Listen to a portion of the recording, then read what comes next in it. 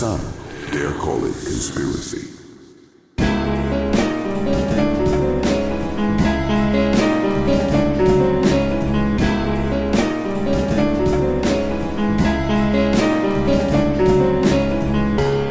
Welcome to the Some Dare Call It Conspiracy podcast, hosted by Brent and Neil Sanders. After nearly 20 years exploring the world of conspiracy culture, we are taking our guests and listeners on a guided tour of the rabbit hole. Our mission? To discover where the truth lies. Okay, so the right-wing media nodes of America are wrapping around each other and slowly suffocating and devouring each other like some sort of vast Nazi rat king. But it gives us some stuff to talk about. We're back with another Razzle stack. It's Razzle stack 2, the enrazzlement. Yeah. Cool. Yeah, absolutely. There you go. Nailed it. So just in case anybody's missed the first one or what the point of these is that the conspiracy crowd has very much embraced right-wing propaganda. It's gone away from the love is the answer and everything else is an illusion type stuff that was being preached, and certainly gone away from the sort of left-wing, like let's try and be nice to everybody. There's a lot of stuff about Jews genuinely being bad, and Israel being bad, the Great Replacement, men of fighting age, apparently Russia's all the rage, trans people are apparently some sort of plot against the family, gay people are inherently bad, immigration is bad, Islam is bad. And on the flip side of that, increasingly, partly because it's for clicks, partly to cultivate and to farm an audience, and partly because because that's the sort of thing that happens when you get involved in a rabbit hole. A lot of the people from the right and the far right are also starting to embrace conspiracy theories, chemtrails, anti-vax sentiment, even stuff like QAnon, and definitely things about the deep state, anything that basically suits their position, basically. And as part of this, everybody's really sort of scrabbling around, trying to get famous by having each other on their shows and trying to be controversial. And essentially, it's all a bit pathetic. But, we can look at it, see if we can glean anything from their conversations. And the first interview, shall we say, the meeting of heads, it's like Frost versus Nixon if they were both Nixon. It's it's Tucker Carlson and Nicholas Funtime's Nick Fuentes, and I forgot as well that we were calling Tucker Carlson Lord Haw as well, weren't we? As in, so which is absolutely fitting. He'll whore himself out and propagandize for absolutely anybody, like he simply doesn't care. So anyway, this colossal meeting of minds, like when the Earth smashed into Tiamat. Nick Fuentes is asked about what he was like in school, and he says, well, when I was in high school, I was very political. I was reading a lot of the libertarian stuff, Austrian school, Chicago school, economic type literature, because that's what was popular at the time. And if you went online in the early 2010s, that's all the conservative content that was really there. What were you doing in the mid 2010s? I think I was listening to a lot of grime. I was touring Apis mellifera. Ah, there you go. So not getting caught up in libertarian chat rooms then. But so he goes on, he says, basically, it's a kind of remnant of the Ron Paul revolution. And that's interesting because Ron Paul was heavily pushed by Alex Jones. I remember seeing all the videos and stuff about him, not really knowing much about him other than what Alex Jones said, which was, this guy seems cool. He wants to audit the Fed and he wants to make marijuana legal. And I thought, ooh, he seems like a sort of easygoing kind of, like, a bit of a sort of, not a judgmental person, the sort of guy that gets on with everybody. Fuck me, was I wrong about that? Ron Paul is a monster. Like the next encounter that I've had with Ron Paul was during the Ali G film, where he accused was it Ali G or was it the Bruno film, wasn't it? where he accused him of being totally queer and trying to put a hit out on him.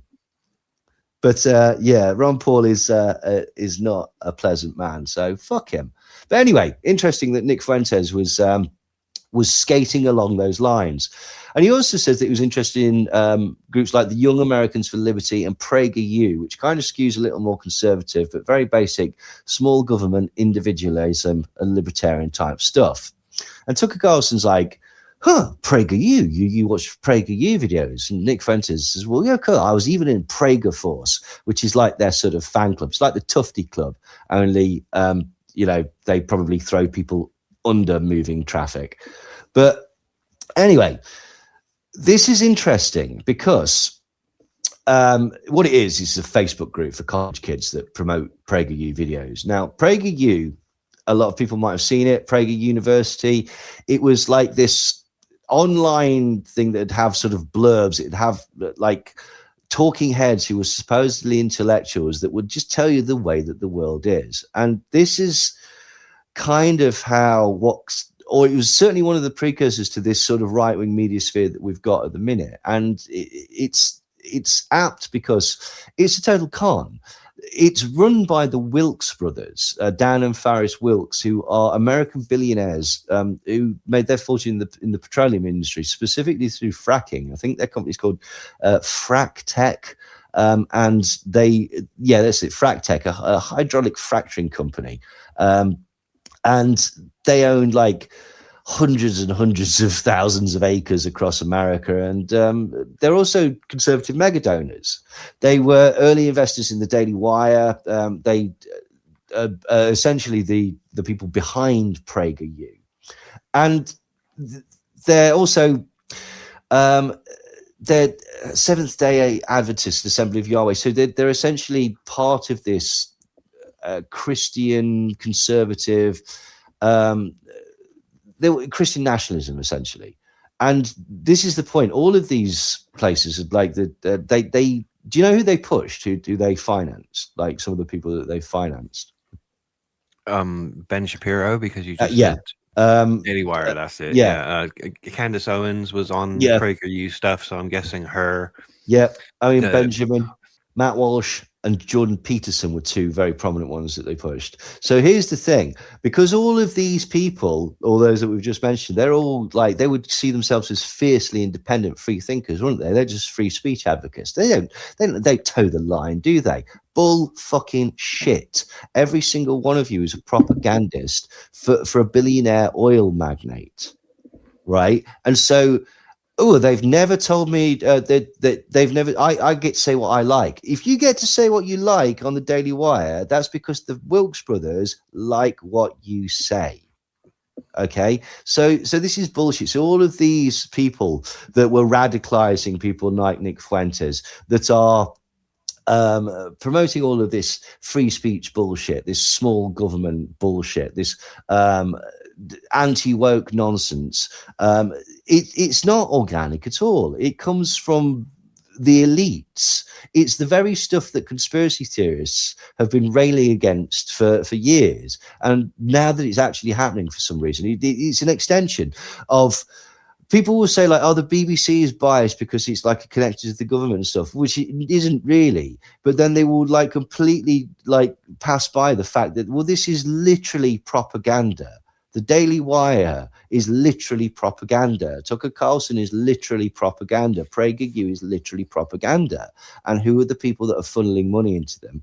Well, they're elitists. They're elites. They're people from the fossil fuel industry. They're the people connected to all sorts of things that do not have your best interests at heart. The Wilkes brothers are also very sort of interconnected with the Heritage Foundation and the Council for National Policy and other organizations that essentially the whole point of this free speech, anti-woke, small government is not to benefit you, the person. It is to trick you into going along with something that removes regulatory oversight from large companies. That's really what it is. That's ultimately what it is. And so fundamentally, all of these talking heads, all of these dickheads, your Tim Pools, your Milo Yiannopoulos, the lower sort of level bottom feeder ones like your Dan Wootons and your fucking Lawrence Foxes and all of these people, this is what they do. They siphon money up to billionaires whilst telling you to be afraid of the Illuminati, like some weird inverted religious pyramid scheme. It's outrageous, to be quite honest, but hey ho. So they go on and they're talking about how Nick felt about Donald Trump, and apparently initially didn't like him when he first started in 2015 because he considered him to be too sort of normal and a statist, he said. And Nick says, and I was a libertarian, so I saw him as big government 1990s liberal. When he was asked about healthcare, he said, we'll take care of everybody. And I said, well, I'm a Rand Paul guy, a Ted Cruz guy. Those were my kind of people back in 2015. The people that, by passing that out, didn't want to take care of anybody. That was the sort of politician that Nick was into. Apparently, as well, he was what was called a cruise missile. He worked on the Ted Cruz campaign, Nick Fuentes did, which is possibly something that Ted Cruz would not want to be associated with nowadays. But he apparently knocked on doors and delivered leaflets for Ted Cruz's campaign. Anyway, so Nick goes on and says, so I, like everyone else in 2016, went through this ideological awakening. And I first shifted to Trump. And the first realization that I had is it started in 2016, actually, because the primary started in 15, around April or May. I think the first announcements. I had a very negative feelings about Trump. And like I said, I was pro Rand Paul and pro Ted Cruz.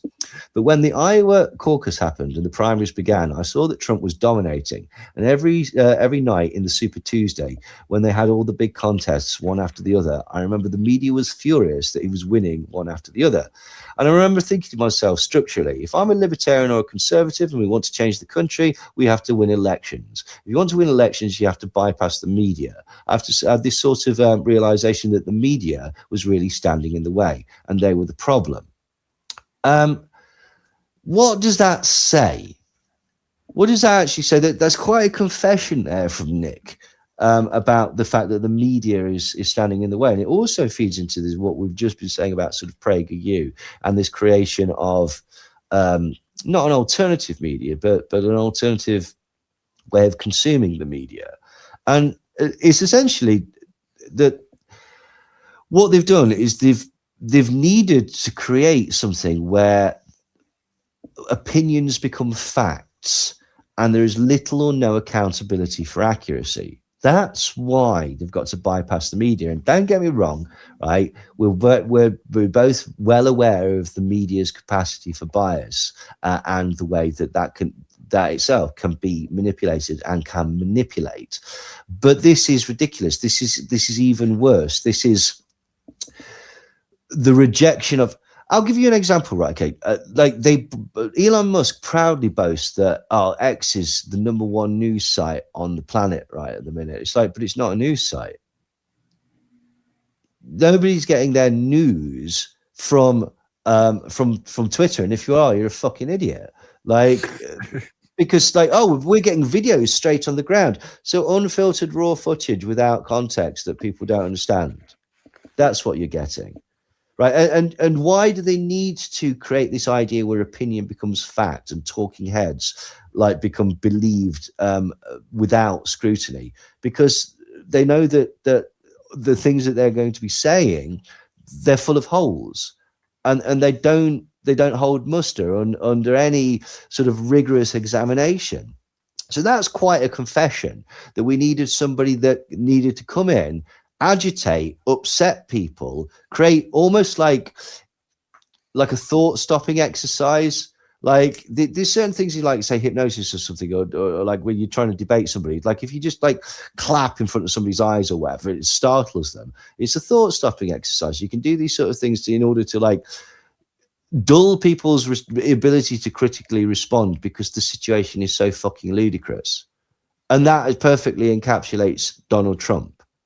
And then they need this media, or this lack of media, or this new media, because basically it's it's to give their opinion and their narrative as truth. And this is why we've seen the rise of personalities and talking heads alongside Twitter slowly becoming obsessed with free speech, by which it means allowing Nazis to say that what they want, and promoting far-right propaganda, blending it with conspiracy theories, your immigrants being invading armies, like Russia being in the right in the Ukraine. This is just utter exposing their desires and the inner workings of the current far-right media landscape. And there's another thing there that basically should really be sort of somewhat disqualifying, is that Tucker was the fucking media. Tucker was the person that lied about weapons of mass destruction. And even lied to the point about stuff that now the conspiracy world would say was potentially true, like the Dominion voting scandal and stuff like that, to the point where he's now doing this squalid like shit that he does on the internet, like desperation, attention Olympics. But like, hey ho.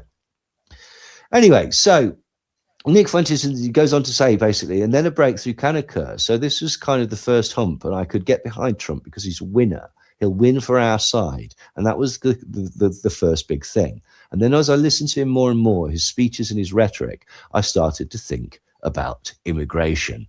Ooh.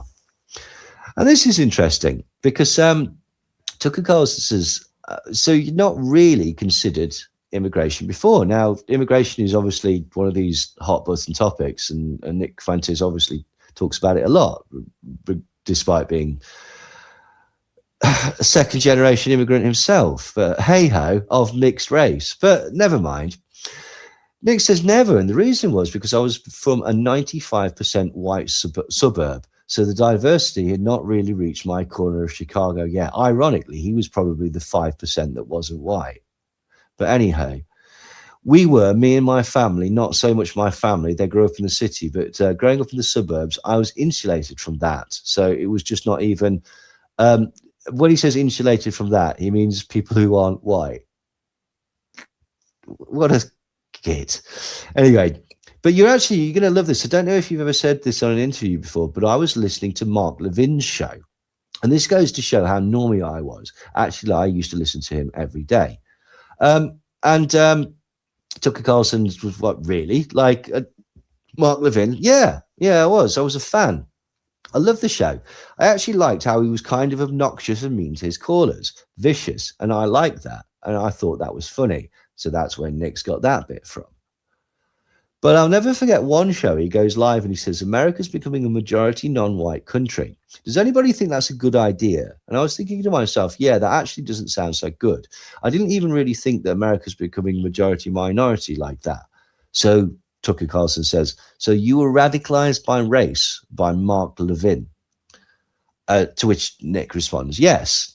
Now, I didn't really know who Mark Levin was, but it's interesting that, again, this is the argument that some people make, that people act as, say, gatekeepers towards, more and more nefarious and more right-wing opinions. You know, you start with, that's an interesting concept. And the pipeline, the algorithm, the message boards will lead you further and further into more hateful stuff. Now, Mark Levin, he's an American broadcast news analyst, columnist, lawyer, political commentator, and radio personality. And he was the host of a syndicated radio show called The Mark Levin Show, as well as Life, Liberty and Levin, which was hosted by Fox News.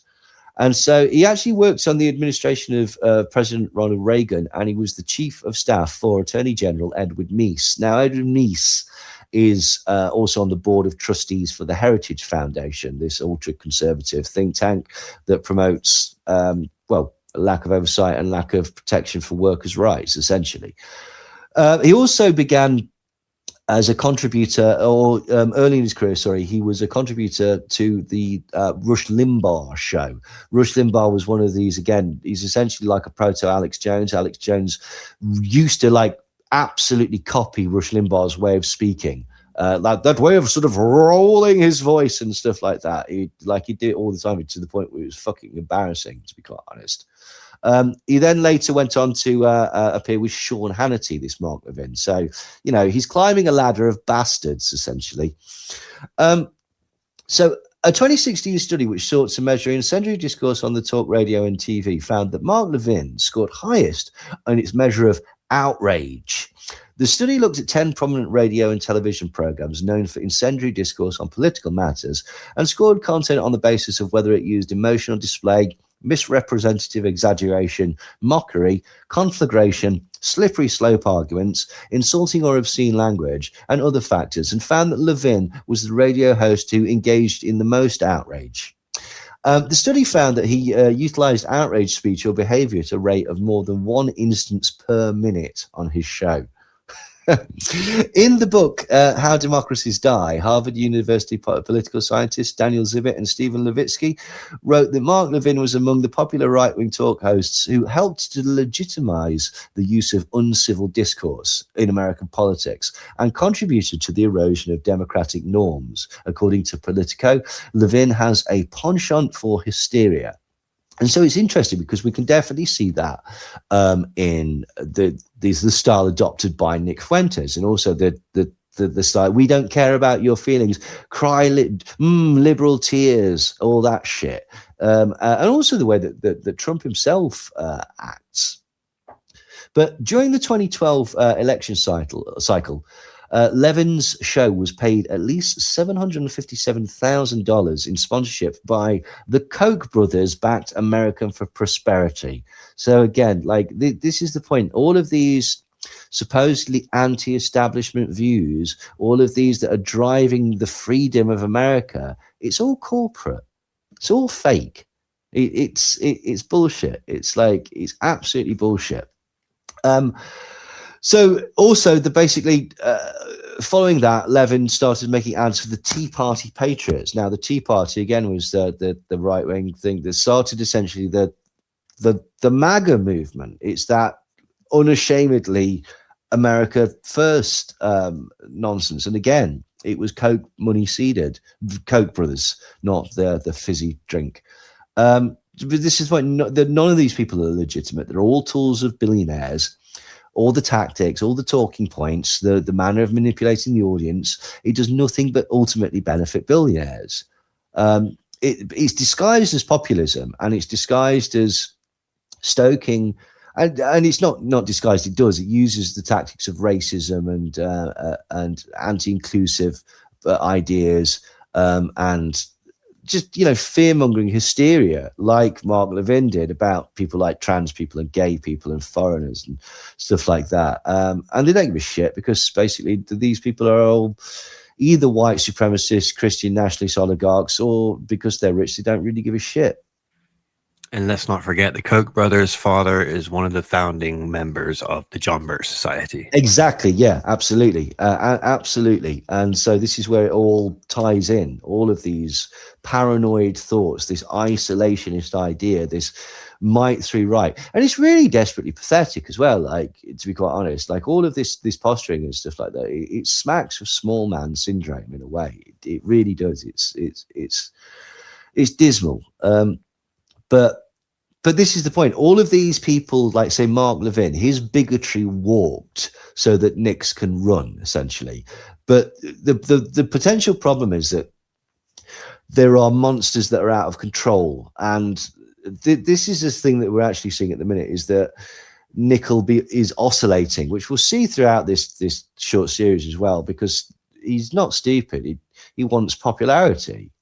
I think he wants that more than anything. I think he may well believe some of the things that he says, but I think will drop that or disguise that in a second. And this is something that he's actually been being criticized by his own fans for recently, but we'll come on to that.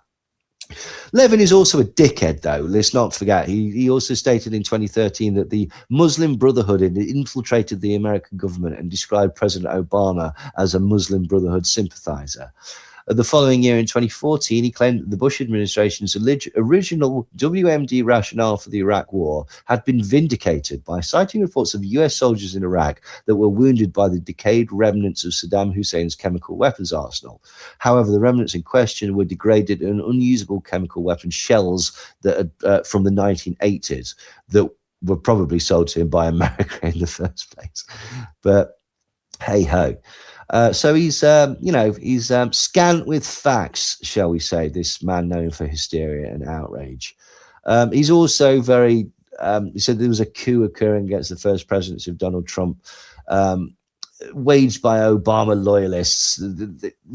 Basically, this is the looking into Russiagate. He was one of those, that this was all nonsense. And he's very, very much of the opinion that the 2020 presidential elections were stolen, exactly how Sidney Powell said, with computers from Venezuela or some fanciful shit. But yeah, he also appeared in 2022 on Fox News and accused this is an old classic, Brent. Like, you might not get it because it's an obscure old classic, but it is that. He appeared on Fox News and accused Democrats of being racist. Why would yeah. Okay, I know this one. Yeah. Go on. Yeah. Why do you think he said that Democrats were racist? To do with slavery, right? Nearly, not quite. Think of a more modern. Oh, the word is incredibly similar. Abortion.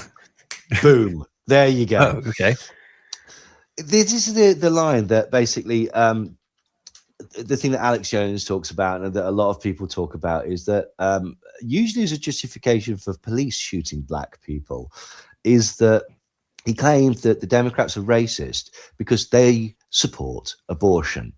And as the right wing claim, abortion is responsible for more black deaths than any other thing.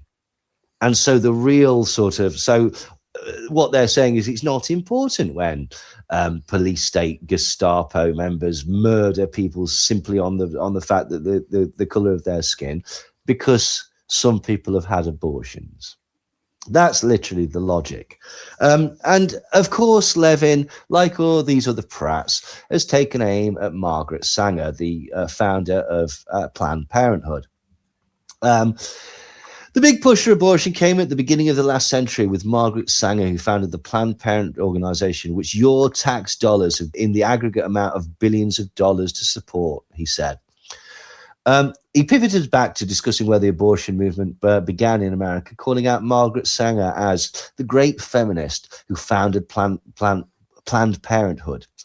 He read accounts of how she pushed for forced sterilization of tens of thousands of people and presented herself at a Ku Klux Klan rally in 1926.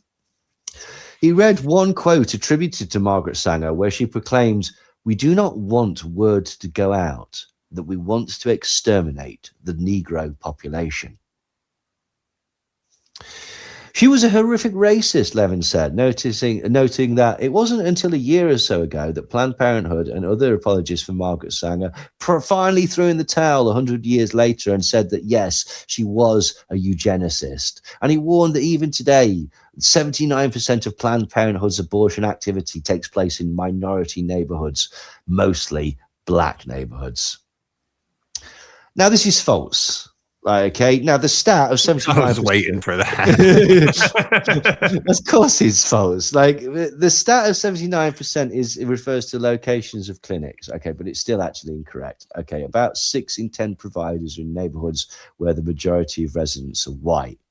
Okay, so 60% of abortion clinics are in majority white neighborhoods. So it can't be that nearly 80% of them are in black neighborhoods, because 40% encompasses all other races.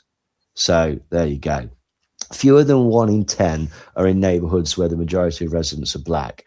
And black women account for approximately 38% of all abortions in the USA.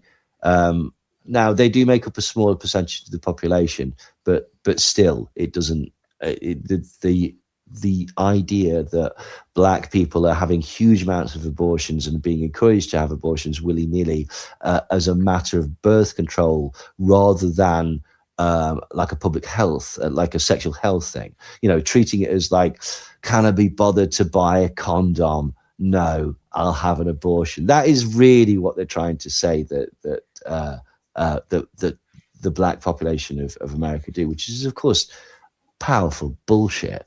Now, the disparities in abortion rates are generally linked to socio-economic and contextual factors, including differences in access to quality healthcare, contraception, and higher rates of unintended pregnancies. And it just so happens that people of color in America tends to correlate in a lot of places with poor people. So this is how the stats can be skewed. Now, the Negro Project, which was initiated by Sanger in 1939 with the goal of providing black communities with access to birth control clinics run by black doctors and nurses. However, a controversial letter she wrote revealed a desire to control public perception. We don't want the word to get out that we want to exterminate the Negro population, and the minister is the man who can straighten out that idea if it ever occurs to any of their more rebellious members. Now, can you see how it's not what Levin's saying? This isn't Margaret Sanger saying, look, I know we want to kill all black people, yeah, but we can't let anyone find that out. It's quite the opposite. What she's saying is she's a white woman going into black neighborhoods who are suspicious of the man and the government and anything, because they've not been given the best of treatment. They've been lied to a lot.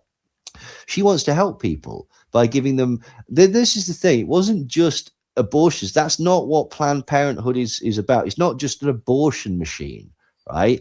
It's for all aspects of sexual health and for women's health and for community health, like helping people give birth to healthy children, helping them look after them, helping them go through pregnancies. They also offer abortions and contraception and education and other aspects of sexual health. But what she's saying is that basically we don't want them to think that we're trying to kill them because we're trying to help them. And rumors can fly around. Yeah, totally. Like the context isn't that she wants, like, that's her James Bond villain plan exposed. That's that she's conscious of the way that people would be perceived because of dickheads like Mark Levin of their time. And like you said, it's called Planned Parenthood, right? Like, yes. Not having a parent, not being a parent or whatever. Like planned obsolescence of the human race. That's what it should be. Like yeah. What is that organization that does want the human race extinction organization? Is that or they like that isn't a real organization, but they're just going to do it sort of like by not having kids. So, but that's a more modern thing. Anyway, basically now the eugenics thing. Well, Sanger did use eugenics arguments to promote birth control. She was also genuinely motivated by a desire to help poor women avoid dangerous back alley abortions and also improve their overall health and quality of life. So the eugenics thing. Eugenics was essentially the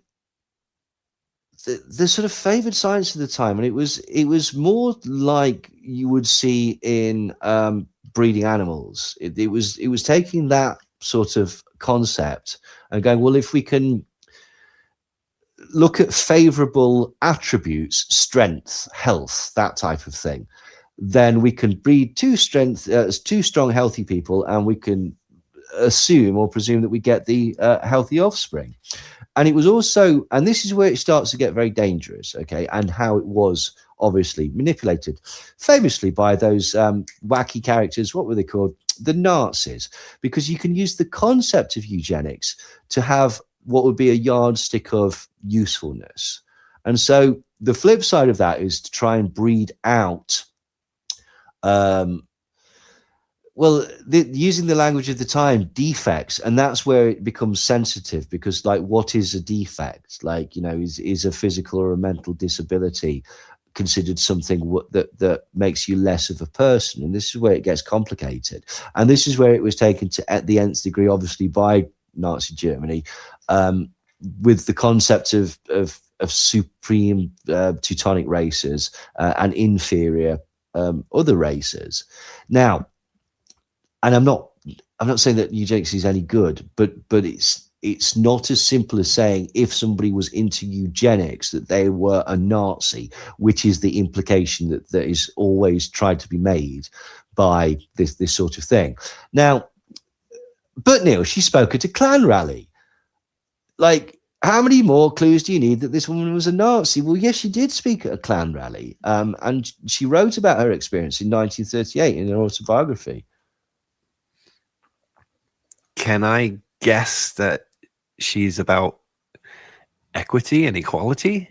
Yes, she is, absolutely. And so she very much felt that basically the wives of Klan members should have access to the same healthcare as every other woman, regardless of the fact that she strongly disagreed with their views.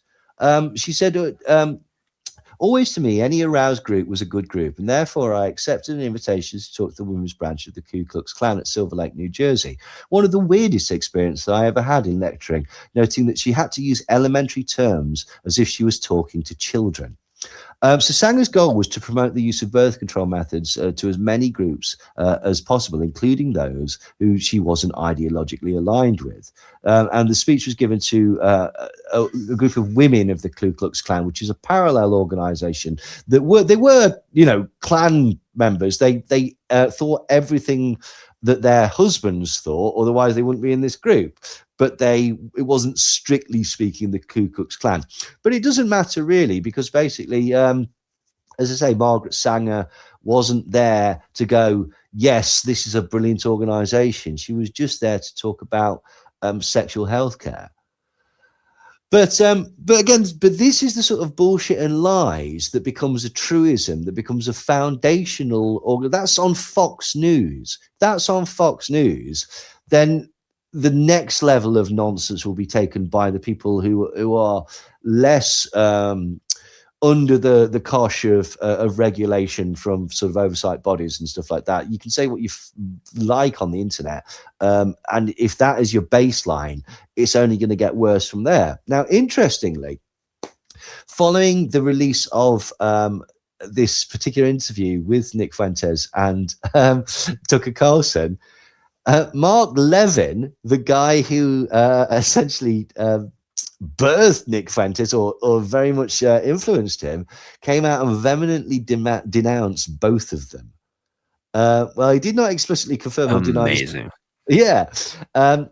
He didn't confirm or deny the specific phrasing of what he was saying about minorities becoming majorities and stuff like that.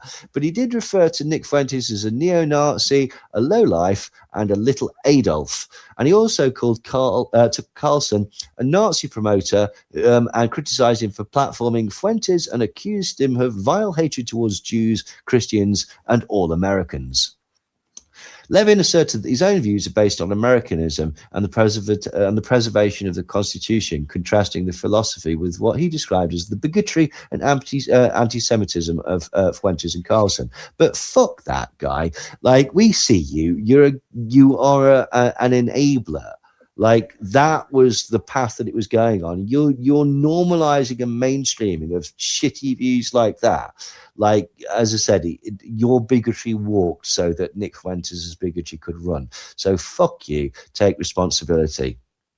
Oh, also, Mark Levin also recently called Jack Posobiec a phony grifter, and he started referring to Megyn Kelly as Grandma Groiper. So he's pissed off that he's being associated even in the slightest with all these things. But like, again, you made your bed, lie in it. So anyway, the immigration thing that Nick wasn't really into until people like Mark Levin started talking about it.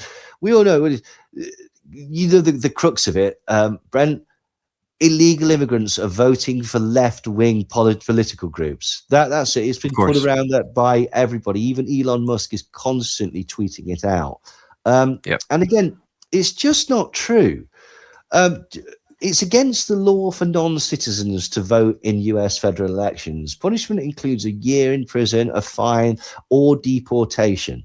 Now, let's imagine, because the argument, right, is that basically, like, oh, they sneak over the border, don't they? Or they get into the country, and then they vote for Democrats because they understand that when the Democrats come into power, that they'll probably, maybe, be sympathetic to their cause and possibly change the law in order to allow them to stay, despite the fact that they will have exposed themselves to being illegally in the country.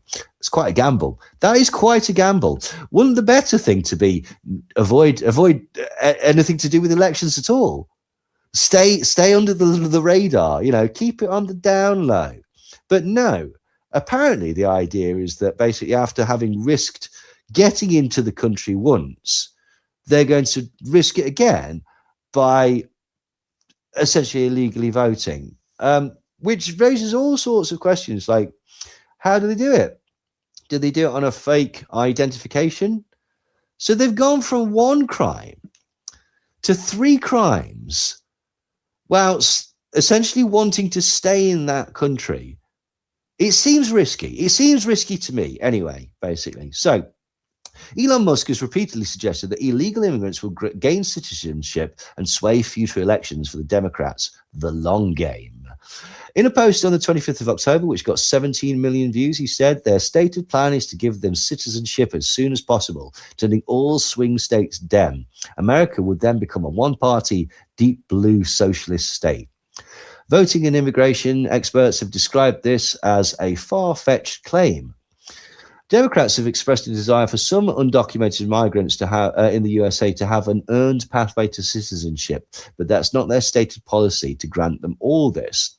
Some undocumented migrants who arrive in the USA could have a route to citizenship, but that would typically take a decade or longer. A decade. So very much playing the long game. And to be quite honest, that's even if they have a path at all, which many of them will not, said Michelle Mittelstadt of the Migration Policy Institute of America.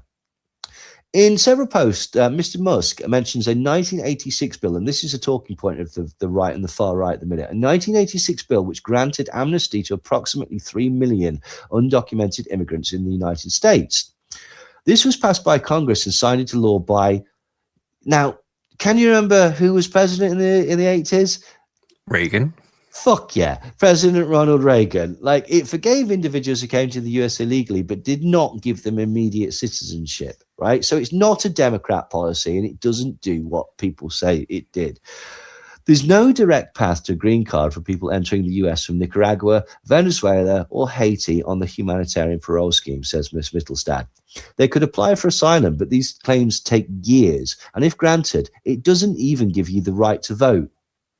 To become a US citizen and to get the right to vote in a federal election, you have to go through the process of naturalization. And to apply for naturalization, someone has to have been a lawful permanent resident for 5 years, married to a US citizen, and a lawful permanent residence for 3 years, or be a member of the military. So the only way to be naturalized is to legally emigrate there. So it's just nonsense. But this was the thing that basically, essentially, Nick Fuentes claims to have radicalized him. But there might be other things going on. So I said, this is Nick. We've got to get Trump to beat the media, build the wall, deport the illegals. And once we set the country straight, we can actually have our constitutional republic back. That was kind of the mindset that I had going into college. He sounds like he would have been a right laugh. So he describes going to uni in Boston and basically wearing his MAGA hat at the time. And at the time, Boston was quite liberal. And he claims that people were being punched and beaten up in the street just for like wearing MAGA hats. So basically, he felt kind of edgy. And so this is the first indication that what Nick Fuentes really craves is attention. It doesn't matter if it's negative or positive. He just wants attention. In fact, I'd go so far as to say he craves negative attention more than positive attention because he doesn't know how to deal with himself, doesn't like himself. And so positive attention means that he has to grapple with all sorts of feelings. Negative attention acknowledges that he hates himself, because of course he would. He's not an idiot. Like, but it also, with the negative attention, you're irritating other people. You're getting on their nerves. And that is essentially the only way I suspect that Nick Fuentes can glean any sense of happiness from his cold, dead heart. But anyway, he started catching flack from people, and which is obviously exactly what he wanted to do. And he tries to portray himself as a poor victim at this point, even though he was really quite an obvious antagonist. And this reminded me of something that is quite sort of representative of MAGA as an idea, right? When the concept of Make America Great Again came in, I immediately said, oh, this is perfect, because it's meaningless. It's absolutely meaningless. Every single bit of that is open to interpretation, and it's what is called in the advertising world weasel words, whereby basically I didn't say that. If you got that from what I said, that's fine. Okay, but there's no meaning behind it. It comes from the concept that weasels eat eggs, and they basically break through the eggs and they suck out the insides, leaving it hollow. It's a hollow shell. It's meaningless. It has no content. So let's look at it. Make America Great Again. What's America? What is America?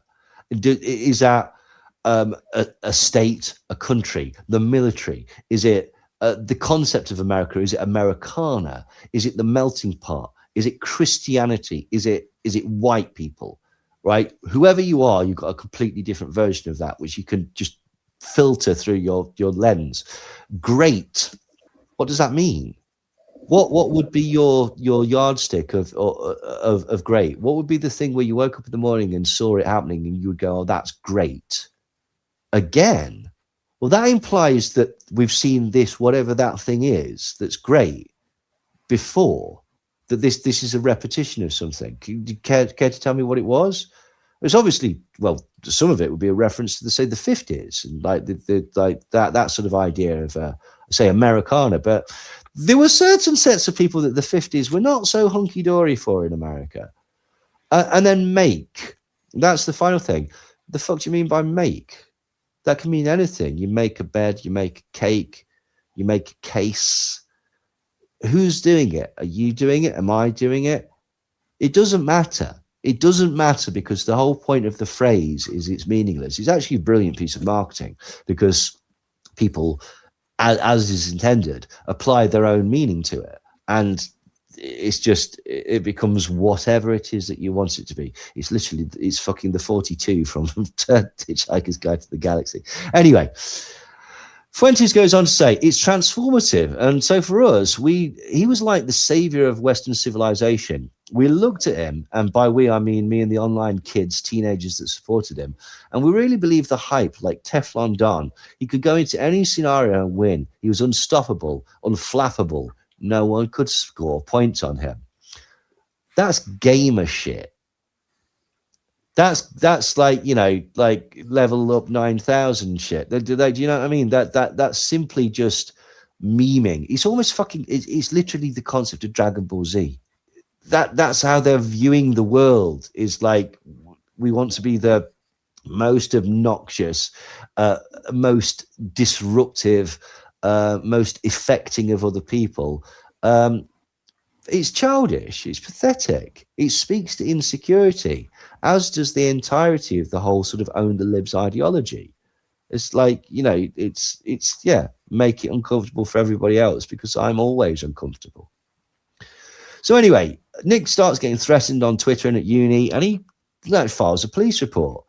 And then some guy from this campus libertarian group, the Young Americans for Liberty, offers to set up a debate between Nick and some of the people who disagree with him. And Nick does the debate, and he basically copies somebody. Do you want to guess who he copies? Like, it's not somebody that he would copy now.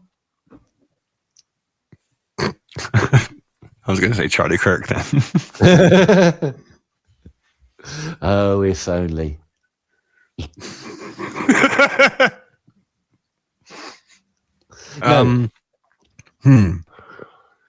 Tucker Carlson. Not bad. It's even more shocking than that. Ben Shapiro. Oh. Because, oh, yeah, he definitely wouldn't now. no, he definitely wouldn't now. But now this is the interesting thing. This is where you're going to see it go. Like Nick, when he started, was a huge fan of Ben Shapiro. A huge fan of Ben Shapiro. He said, describing this debate. So I'm up there and I'm pro-Trump and I'll say, I think Trump's going to win. And I'm straight up ripping up the Ben Shapiro talking points. I'm saying, it's got everything to do with culture, nothing to do with race and diversity. That's a problem and all of this sort of stuff. And I decisively win the debate. It wasn't even close. And at this point, a character called Cassie Dillon enters the chat, so to speak. She's a young lady that works with Ben at the Daily Wire, and she was in the audience, and she actually saw potential in Nick. And Nick says, and this begins a relationship, not a romantic relationship, of course not. But we become friends and we start talking, and she's plugged in a Daily Wire. She's talking to people at Right Side Broadcasting Network, the College Republicans. I start to develop this friendship with her. And over time, she lands me this show on Right Side Broadcasting Network. And in this time, I'm really starting to lean into America first. I'm becoming more pro-Trump as time goes on. And what really stood out to me was that Trump's inaugural address on January the 17th. So this is just a couple of months later, and Trump's inaugural, he says famously, a new vision will govern our land. It's going to be only America first, America first. And I said, that's me. That's what I believe. I'm an American nationalist. And this is very interesting because, like, if this is the truth, Nick is really struggling for an identity at this point. He's just wanting to be heard, basically, and someone to take notice of him. And so he's done that by copying his heroes, Mark Levin and Ben Shapiro. So, at this point, he also had a very other unusual influence. Barack Obama. You see, Barack Obama has stained on a vote regarding illegal settlements in the West Bank, and so was called an anti-Semite by Fox News. And this troubled Nick, because he was like, hang on, why aren't we allowed to criticize Israel? And he says, so I got attacked for this. I wrote a big article about this. I tweeted about it. I tweeted to Ben Shapiro and I said, you know what, Ben? I've never seen anything on the Daily Wire that's actually critical of Israel. And he quote tweets me. And at the time, I have about 1,000 followers on Twitter. At the time I was 18, I'm a freshman. And this was even before I started my show. I don't know. I probably got 100 likes on this tweet. It wasn't a viral tweet, but he quote tweets me and he says, to accuse a Jew of dual loyalty is the surest sign of anti-Semitism. So, Nick Fuentes never had really many friends or anything like that. Terminally online guy, copies his heroes Mark Levin and Ben Shapiro, somehow manages to get to work for the organization that his, influence Ben Shapiro works for, introduces him to a whole new concept of friends, including being friends with a girl, that Cassie Dillon. And then he tweets out something edgy saying, hey, Ben Shapiro, famous Jewish broadcaster, why don't you call out the Jews? And bizarrely, this somewhat blows up in Nick's face. He says, and so I see this tweet, and by the way, that was on Christmas Eve in 2016. Immediately, I'm called an anti-Semite. So I'm driving to Christmas Eve Mass with my family, and I see on Twitter the notification comes up. Ben Shapiro quote tweets me, calling me an anti-Semite. And I was like, what is this? Why is this guy attacking me? Because I don't have a platform at this time, and I'm not an influential guy or anything. And it's like, are you serious? Do you really not understand why Ben Shapiro is like, come on, guy. And so then I put out another tweet similar. I said something like, if you're China first, you should live in China. If you're Mexico first, you should live in Mexico. If you're Israel first, maybe you should go and live in Israel. And again, he quote tweets me saying that I'm an anti-Semite. And that was the same night. Or was it a couple of weeks later? I think it might have happened a bit further down the line. And so were you surprised that he knew who you were? Yeah, I was. I was surprised why he cared, because I'm thinking, how does he even know who I am or what I'm about?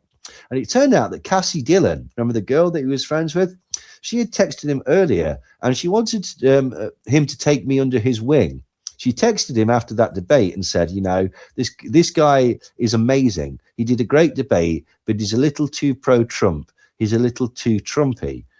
And so apparently Ben Shapiro says, well, I'll take a look. And so I guess the two of them were kind of grooming me in a sense. They wanted me to go and maybe be on the Daily Wire, maybe looking to me as a potential conservative activist or influencer. And so they'd started paying me attention. And the more critical of Israel I started to get this really intense pushback from both of them and a lot of people at the Daily Wire.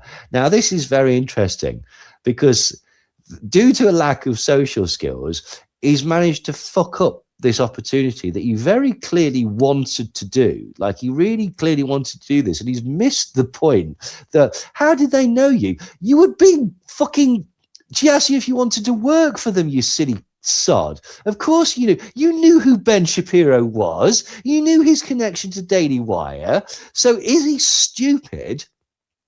Or did he just want to push it? And like, is he one of those people that literally can't cope being around friends? Because you must remember, this is his first group. We've all known that lad, the lad that like the outsider that the teachers have said, like, just include him in your group, just like include him in this game of football, just blah blah blah. And afterwards you realize that no, it's not that he's misunderstood. He's just fundamentally unlikable. He's one of these people that doesn't know how to get on with people, only understands how to get power by pushing people's buttons or hurting people or bullying people or something like that. And so when you're actually confronted with friends, it's too much for you, and your self-loathing destroys it. You destroy it because you don't feel that you're worthy of it. And so it could be that. Who knows? But either way, bit of a fucking, kick in the teeth for Nick Fuentes. And Tucker Carlson says, so looking back, I mean, Ben Shapiro seems like a big part of your political evolution. Yes. So you went from a fan / accolade to an opponent that just pivoted against everything. And so what happened was that while he's doing this, he's got a job for Right Side Broadcasting Network, which was also connected to this Cassie Dillon, as far as my understanding goes. So he doesn't realize, like, all these people are trying to help him out, or he doesn't, have the social skills to cope with it. And he keeps saying anti-Israel stuff, and then starts telling people that all his friends from the Daily Wire, these newly acquired people from the Daily Wire, including Cassie Dillon, they basically call up Right Side Broadcasting Network and tell them that he's being racist and essentially trying to get him fired. And Nick goes on to say, because one of these clips that Cassie Dillon had a problem with, she ran it up the flagpole. She took it to Media Matters, actually, which is a left-wing outlet. They're a council mill. What? The Daily Wire took it to Media Matters? Yes. Are you sure? Well, I'm 99% sure. Right. What was the clip? It was a clip, ironically, where I was talking about the travel ban, the so-called Muslim ban, and I was defending it. And I said that the First Amendment does not protect foreign nationals. It doesn't protect Salafists, Wahhabists. I said that they were saying that there's a constitutional right for radical. I said they're saying there's a constitutional right for radical Muslims to come here. And I said, how are they protected by the First Amendment? They're foreign nationals. And the authorial intent of the First Amendment was actually not even to protect that to begin with. It's kind of anti-Christendom racial ideology. So it's something, ironically, that probably Shapiro and Cassie would agree with, but they recognized the currency that a clip like that would have with the left, because the left could say you're Islamophobic, you're racist. So she brought that to the left, saying, look at this guy. He's not only anti-Israel, but he's also anti-Muslim. Now, that's not entirely true. Nick wasn't fired just because of that. Nick was actually fired after becoming a prominent figure at the Unite the Right rally in Charlottesville. You see, Fuentes had hailed the rally as a victory that showcased white identity. And he said, this brings attention to the cultural genocide against white America. So it wasn't those things that he said. It was those things that he said. What did he actually say about Muslims? He said, the First Amendment was not written for Muslims, by the way. It wasn't written for a barbaric ideology that wanted to come over here and kill us. It was written for Calvinists. It was written for Lutherans and Catholics, not for Salafists, not for Wahhabists, not for the Saudi royal family. Don't think the founders that had that one in mind. And it was also intended for citizens, not for immigrants. If the First Amendment protected everyone's right to have their religion and express it in every country, we'd have our police in the Congo or in Uganda fighting against the Lord's Resistance Army. And you never hear that side of the story on the mainstream media. And why not? Why don't we hear about it? Because it's ludicrous. Why do none of our elected officials talk about this or like this? They know it's true. Why don't we hear about it in the mainstream? We don't hear about it on Fox News, by the way, either. And why not? I'll tell you why not. Who runs the media? Globalists. It's time to kill the globalists. I do not want to watch CNN. I do not want CNN. I don't want CNN to go out of business. I don't want CNN to be more honest. I want the people that run CNN to be arrested and deported or hanged, because this is deliberate. This is not an accident. It's not, journalists have a liberal bias because they're educated, and the educated people tend to be, there's none of that. This is malicious intent. There is a design. There is an agenda here. And the people behind CNN that are pushing outright lies, and you see the people who try and expose the truth are cut off so obviously. They get their mics cut off and they say, oh, whoops, we've lost the signal, technical difficulties. Also, that Media Matters article came out in April. Do you know when he was sacked? May? August. August. So it was more to do with him promoting the concepts of white genocide. Basically, Fuentes, who says he is 25% Mexican, posted online on the day of the rally that a tidal wave of white. No, this is Charlottesville, just prior to him being sacked. He posted online on the day of the rally that a tidal wave of white identity is coming. He also tweeted that Charlottesville was a victory, if only for bringing attention to the cultural genocide being committed nationwide against white America. He also told the Boston Globe that the blood of anti-racism activist Heather Heyer, killed by neo-Nazi protesters, was on the hands of the alt-left. So, Network CEO Joe Seals told me Media Matters in an email that we are no longer running his show of right after Charlottesville. He added that the party was honestly a mutual decision based on both of our interests. We brought up the issue of Charlottesville being a huge distraction and not falling in line with some of our core beliefs. And ultimately, all of us decided that it was best that we ended the show. So Nick Fuentes was not sacked from that organization because of the rant that he said that was reported in Media Matters. He was sacked because of what he said about the Charlottesville rally. Also, just really quickly, isn't Media Matters the one that's run by David Brock, or was run by David Brock, who was the boyfriend of the whole Pizzagate guy? James Alefantis at one time. Yeah, that's the one. Yeah. So but this is the point, because if you just say Media Matters, that's a great point, actually, because this highlights the thing.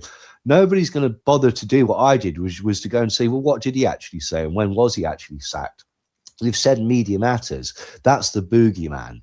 They lie about Nick because they lie about everything, because they're woke leftist idiots, basically. So, yeah, that's a very good point, basically. But anyway, Tucker has thoughts, powerfully stupid. Does he? Yes.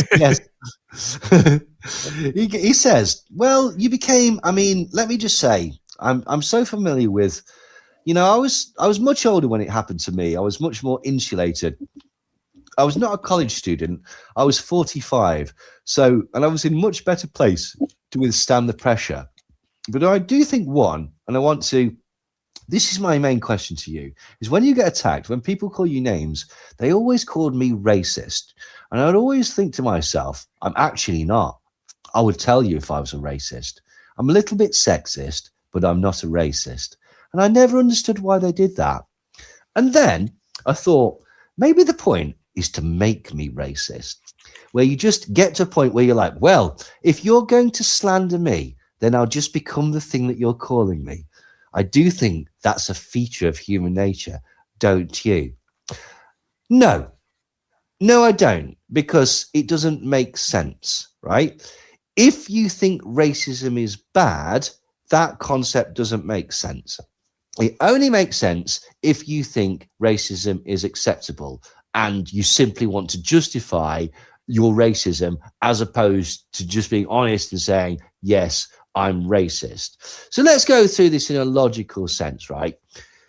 You know racism is bad. People call you racist. And because they call you racist, you think, well, I'll do that bad thing then.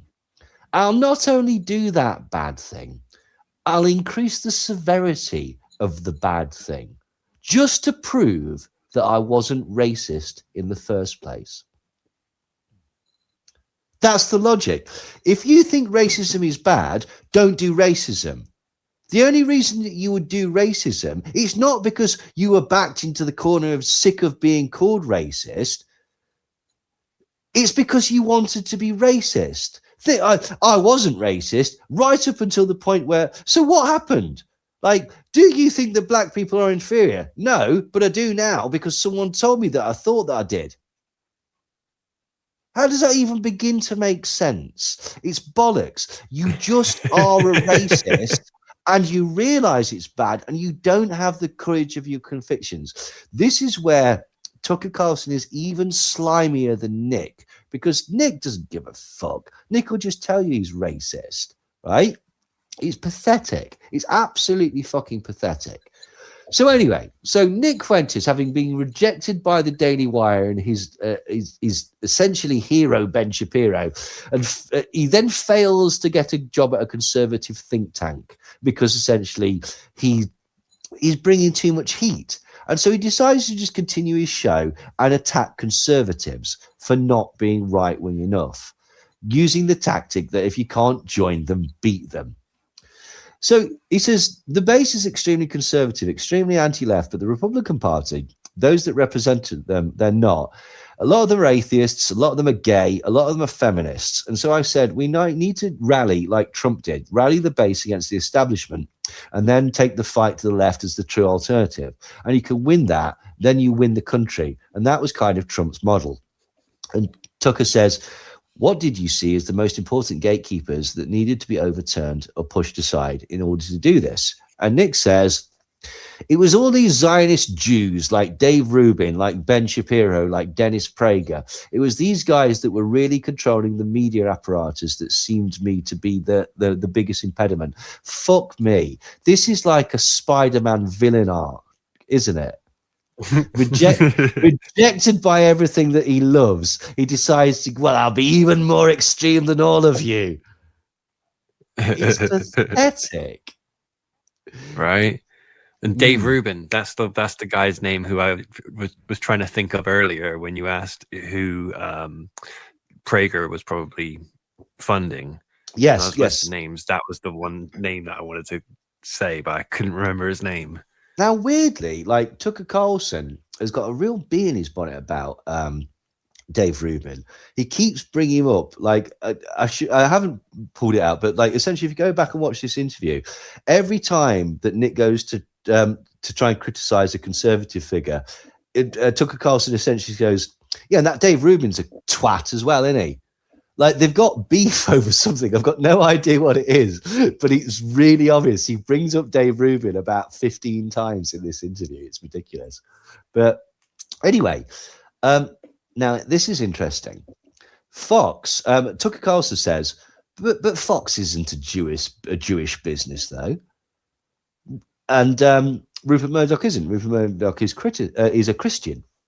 So Nick says, yeah, well, Murdoch's an ally of Netanyahu, though, isn't he? So he's aligned. At which point Tucker Carlson goes, yeah, and absolutely agrees with him.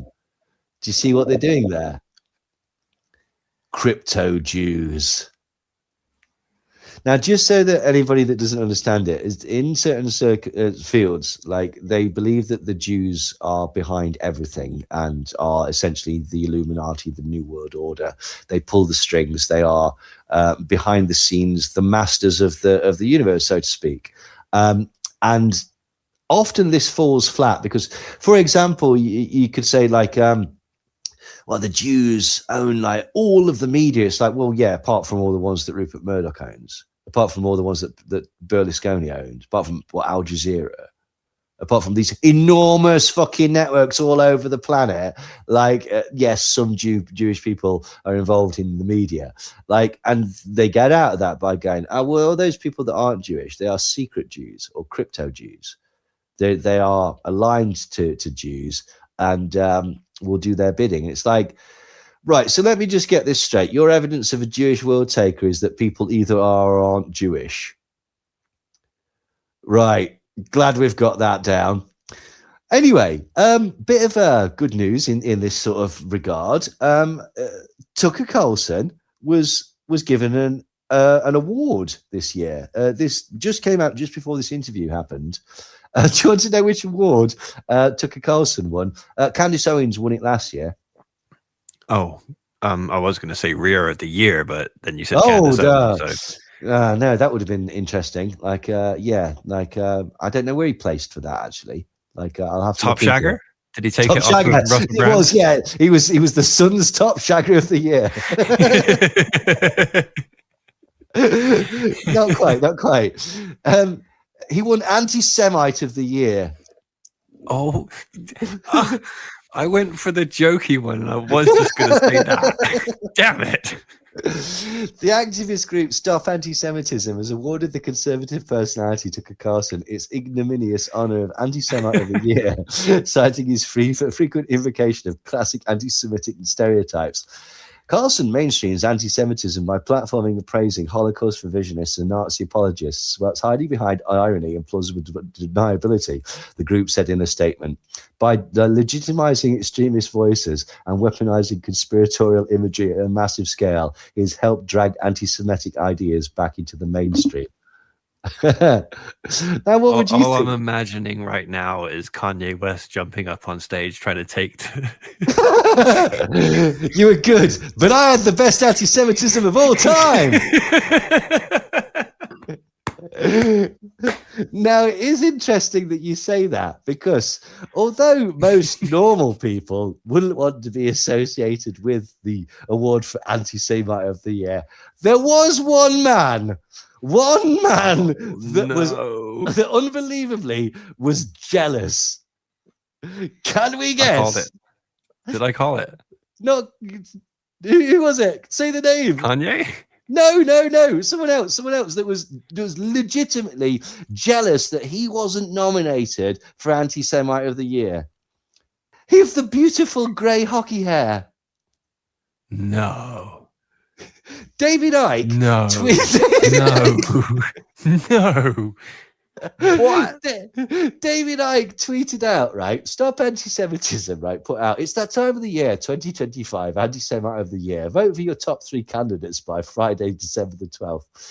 And the top 10 finalists are Tucker Carlson, someone called Miss Rochelle, Guy Christensen, don't know, Marcia Cross, don't know, Bryce Mitchell, who I think is a UFC fighter, Cynthia Nixon from Sex and the City, Cenk Uygur, the guy from the Young Turks, Anna Kasparian, also from the guy from the Young Turks, someone called Calla Walsh, who I've got no idea who it is, and fucking moron Stu Peters.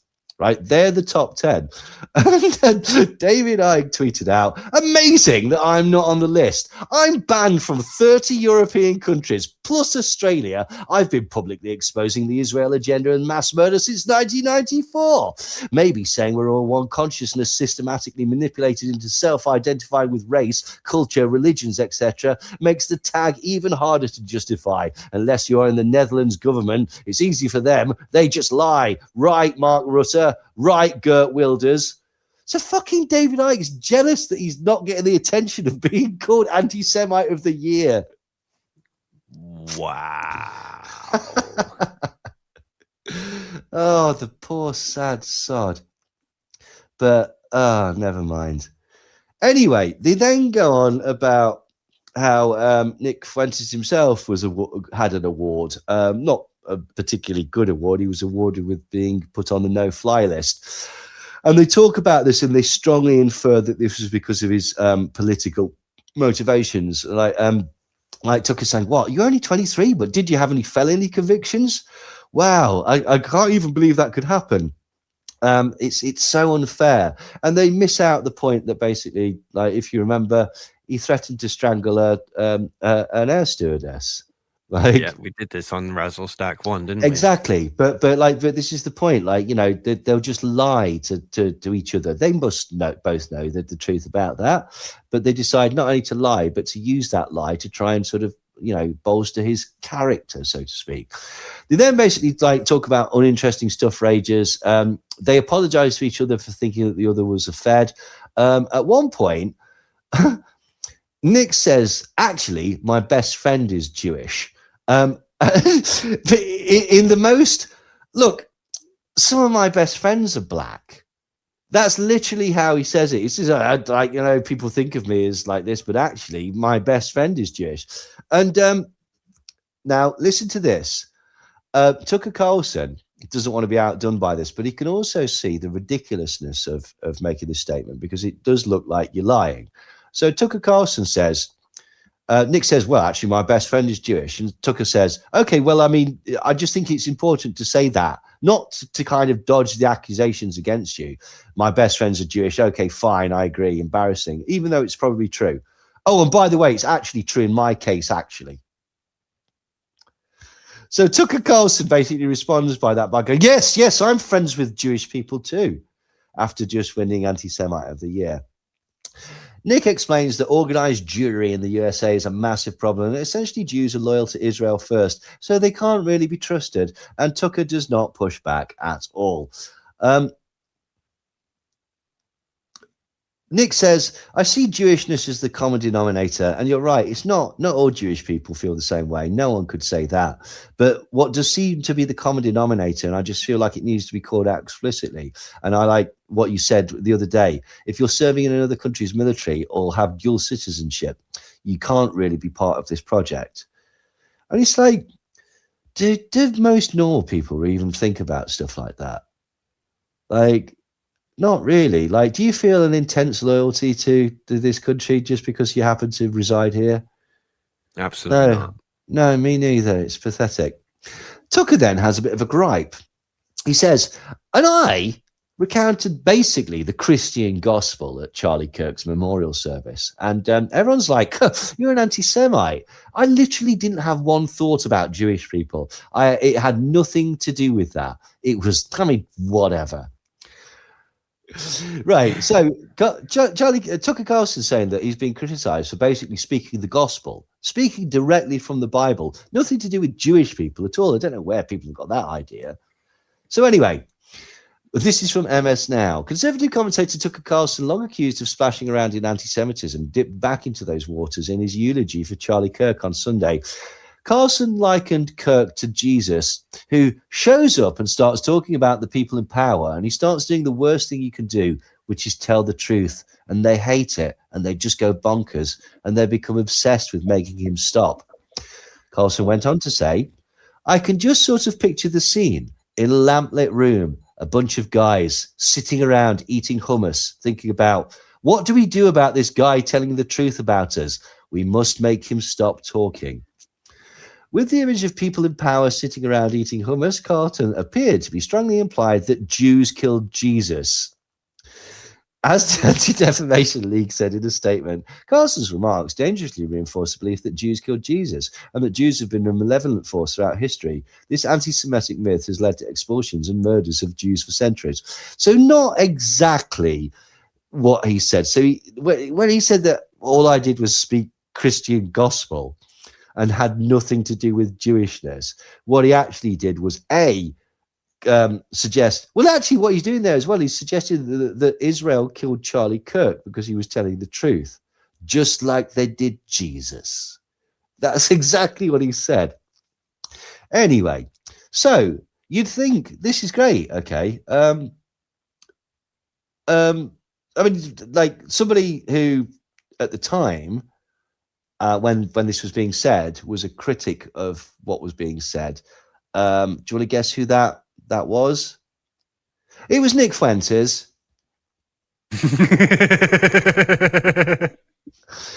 So at the time of Charlie Kirk's memorial, notorious white nationalist Nick Fuentes sarcastically taunted Tucker Carlson this week for being an absolute madman and going overkill with the anti-Semitism at Charlie Kirk's memorial service, claiming that Carlson's remarks were a little too much even for me. That was crazy, dude. When when Tucker Carlson got up at Charlie Kirk's funeral, when they were lowering his coffin to the ground, and he got up on the microphone and he said, "I'm really sick of these fucking hummus-eating, hook-nosed, money-changing, penny-pinching, Christ-killing Jews that poisoned the wells in the Middle Ages." You know, I thought that was overkill. Laughing and smirking the whole time, the Groyper leader continued to needle Carlson over his eulogy. At the same time, Fuentes also suggested that his personal views are more moderate. I know people are telling me I've changed. People are telling me I've pivoted. I know I'm going to sound like a pussy for saying it, but I thought that was a little inappropriate. His funeral, with his weeping mother, his weeping wife flanked him on either side, the coffin lowering into the ground. When Tucker started blasting the K word and he started shouting total war in German, I was like, dude, time and a place, inappropriate. What is wrong with you?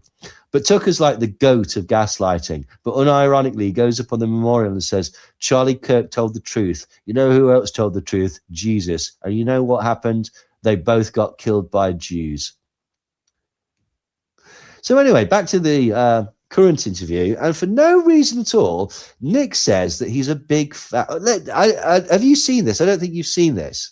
Like, who do you think Nick Fuentes said that he was a big fan of? Like a historical figure, somebody that you wouldn't immediately think. And it's not Gandhi.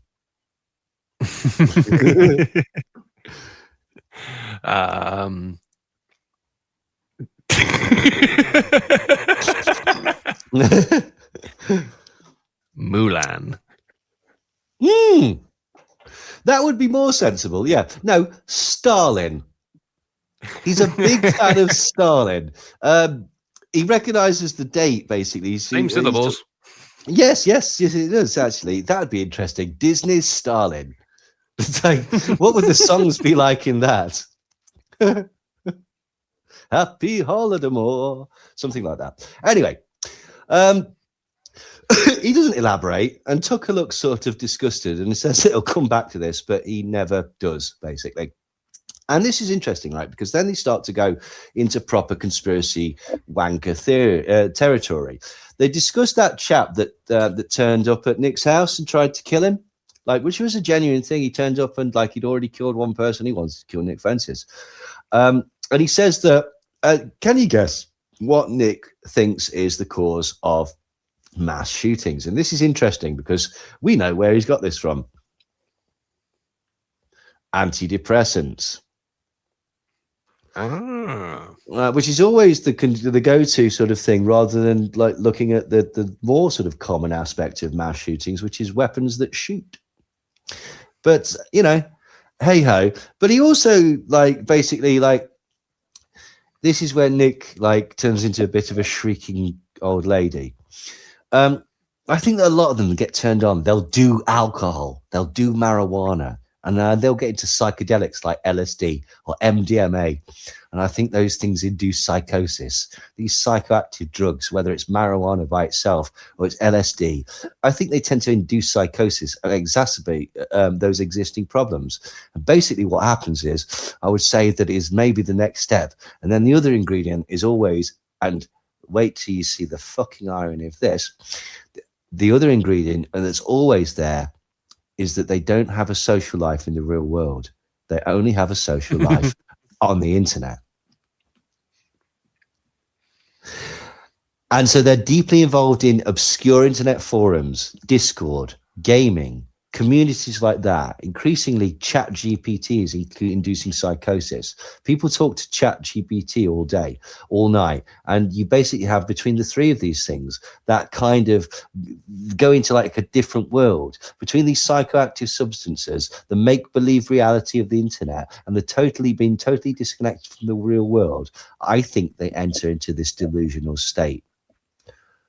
The fucking irony. The lack of groypers and him. He's like, exactly wow. talking about. He's exactly talking about the groypers. He's got shooters. Remember, he has an army. Mm-hmm. Like Mm-hmm. it's pathetic. Like the lack of self-awareness of these fucking people is incredible. Right? It's so just ridiculous. Anyway, so they've been going along for a long time with this interview, and finally, thank Christ, they get into a really important topic. And Nick Fuentes says, well, this is another thing where it's a reality distortion. That's kind of the theme, just like psychedelics distort reality, just like a kind of internet society is a form of delusion. So is pornography, in the sense that a lot of people maybe don't realize, and we talked about this a little bit, that people are getting turned on to porn when they're like 10 years old. And it's when you're going through puberty, when you're developing your sexual faculties, how could you stay away from that? Every kid has a phone. Every kid has an iPad. Every iPad and phone is, if you know what it is, loaded up with porn. And it's infinite, and it's ubiquitous. And you can get any kind of it that you want, whatever you want, whenever you want. It's in your pocket. And so something that's almost never talked about is that this is a generation that's totally sexually dysfunctional. I think because of pornography, and some people are able to cope with it, some people don't have a problem, but I think a lot of people, and even maybe a small minority, have a serious problem with it. And Tucker says, so how do people become sexually dysfunctional? And Virgin Nick Fuentes, who's obviously the man to ask about this, says, I think that it's impossible for a real woman to compete with the availability and the novelty of pornography. A real woman, without getting graphic, is she's only a person, and maybe she wants to do something sexual, maybe she doesn't. That's not a person that you're describing there, that's an object that you're describing there, but let's not get bogged down. Porn is, you could have 100 different women in one sitting doing anything that whatever niche or idiosyncratic thing a person might be into. That's twice that he's mentioned sort of niche idiosyncratic pornography. That's strange. Anyway, it's there. And so I think that novelty combined with that availability, it makes it so that when you think about courting a woman, it's not worth the squeeze. And so there's also the problem of erectile dysfunction. People that can't enjoy regular sex because it does not compare to the intensity, the novelty, and the availability of porn. It's hyperstimulation. And I think that that it's sabotaging a lot of normal sexual relationships. And that made me wonder, where on earth has he read that?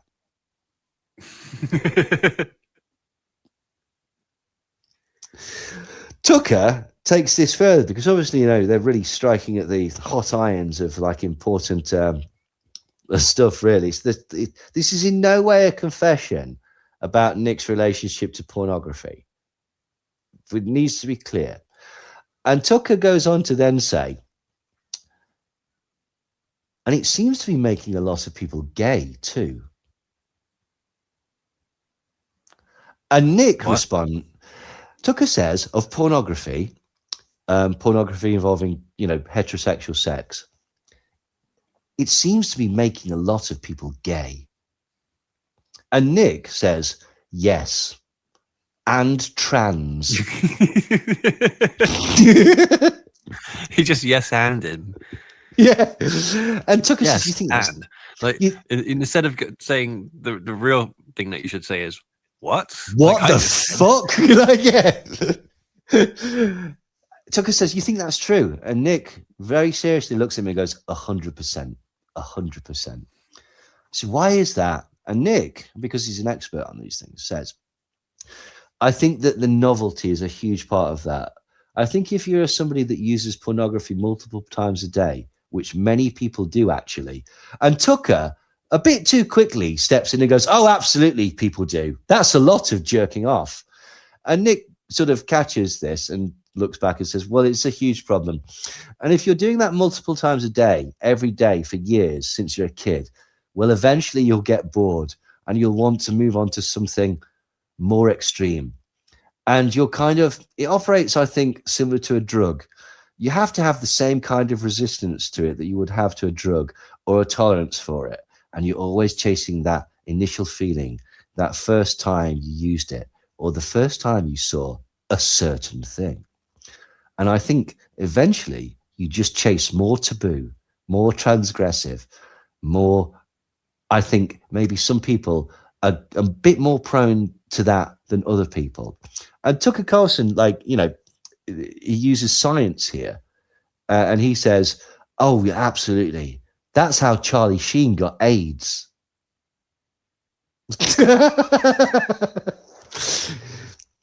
Right. Okay. What? Charlie Sheen became so bored because he shagged so many women, and done so many things that the novelty of it had worn off to the point where he just decided he wanted to have sex with men because, as Nick said, if you're immersed in these things, you seek out those transgressive things, those taboo subjects like homosexual sex, which you don't, unless, of course, you are attracted to that sort of thing, and there's a word for people like that. It's homosexual. That's it. And that's cool. Do it. Go for it. But am I the only one that's looking at this? And this is Tucker Carlson and Nick Fuentes basically saying to each other, there's perfectly legitimate reasons to look at gay porn, isn't there? And if it turns you gay, it's just the porn. It's not you. That's what they're saying. This is them. This reminds me of when Jimmy Swaggart got caught going off with male prostitutes, and the evangelicals rallied around him and said, he's not gay, he's just succumbed to the delicious, salacious sin of homosexual sex, because homosexual sex is just pure pleasure without all that nonsense of having to deal with women, because they do give it a bit of the old yep, don't they? Which is one of the weakest explanations for being caught with a homosexual prostitute that I've ever heard. And this is the same thing. We're not gay. It's the porn. It's the porn. It's like, it doesn't work like that.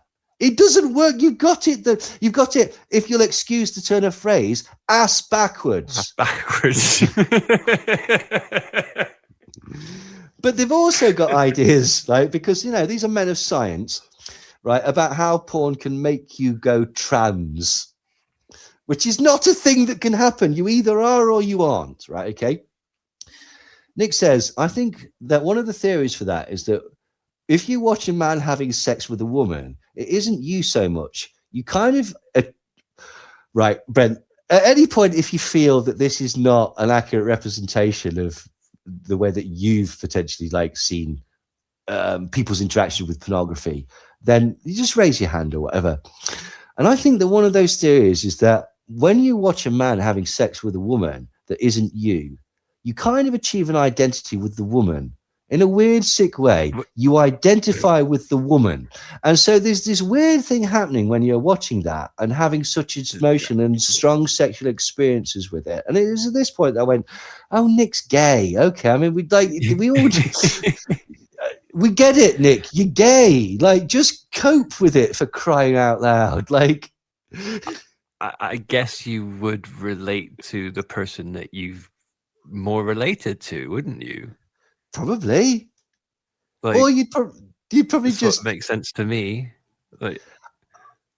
I mean, I'll throw it out here.